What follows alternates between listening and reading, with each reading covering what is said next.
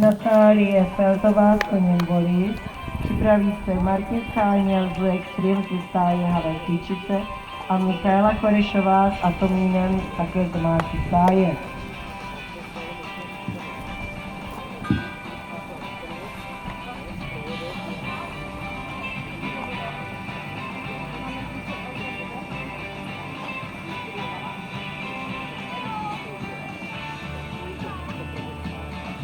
Mám ozvoněno.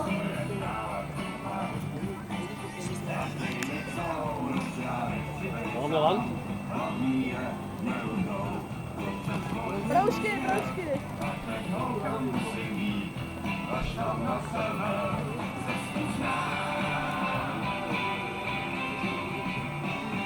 Neposlušnost na překážce číslo 3.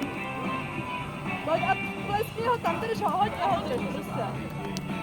Ani tato dvojice se do prvého zeskakování neprobojuje.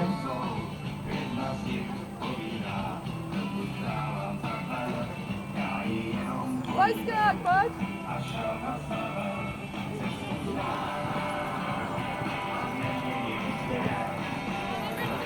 Tamhle, hej, tamhle, pětka oranžová a modrá potom. Ty vole, kam já to...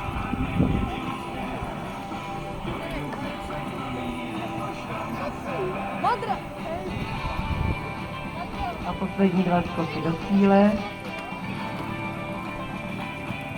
A dvojici máme v cíli. no vidíš, aspoň tak. Jednou neposlušností čas 60,1 sekund.